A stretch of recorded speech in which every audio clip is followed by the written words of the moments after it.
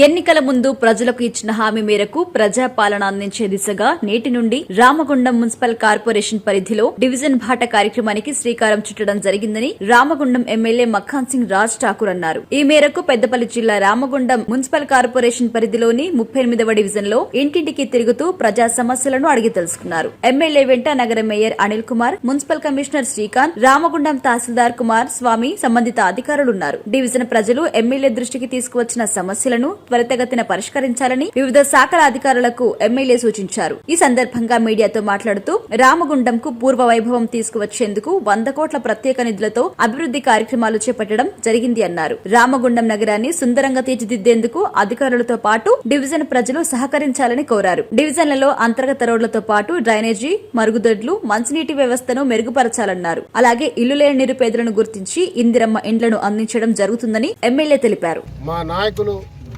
రాష్ట్ర ముఖ్యమంత్రి గౌరవ శ్రీ రేవంత్ రెడ్డి గారి ఆదేశాలు, మా జిల్లాకు సంబంధించిన మా ప్రియతమ నాయకులు శ్రీధర్ బాబు గారి యొక్క సూచనలు, అదే మాదిరి ఇన్ఛార్జ్ మినిస్టర్ ఉత్తమ్ కుమార్ రెడ్డి గారు, డిప్యూటీ సీఎం అందరి యొక్క కార్యాచరణ వారి యొక్క సలహాలతో ఈరోజు ప్రభుత్వం ప్రజల వద్దకు వస్తూ ఉంది. ఆ కార్యక్రమాన్ని మొదలుపెట్టాం. కమిషనర్ గారు, మేయర్ గారు, సంబంధిత అన్ని విభాగాల అధికారులు, ఎలక్ట్రిక్ డిపార్ట్మెంట్, శానిటేషన్తో పాటు police department, Singareni, NTPC, RFCL ప్రప్రథమంగా మీకు చూసే ఉంటారు, మీడియాగా అందరూ తెలుసు. యజమాన్యాలతో పాటు ఈ ప్రాంతంలో ఉన్నటువంటి ఎన్టీపీసీ, ఆర్ఎఫ్సిఎల్, సింగరేణి సంబంధించిన అధికారులను కూడా తీసుకొని మున్సిపల్ తీసుకొని అలా దాదాపుగా 100 కోట్ల పైచీలు టెండర్స్ అయిపోయినాయి. ఇంకా డబ్బు రావాల్సి ఉంది. డ్రైనేజ్ వారికి సంబంధించిన ఎస్టీపీల గురించి అమృత్ ద్వారా ఒక 100 కోట్ల టెండర్ కూడా అయిపోయింది. అదే మాదిరిగా రేపు జరగబోయే వర్షాకాలంలో ఇప్పటి నుంచే మురికి కాలువలు క్లీనింగ్, ఆ వర్క్లు అయ్యే వరకు పూర్తిగా క్లీనింగ్ చేసి యూజీడీలు, డ్రైనేజ్లు, అదే మాదిరి ఎలక్ట్రిక్ సంబంధించినటువంటి సమస్యలు, లైట్లు, స్ట్రీట్ లైట్లు అన్నీ కూడా ఏర్పాటు చేయాలి. ప్రజలకు ఎలాంటి అసౌకర్యం కలగకుండా చూడాలి.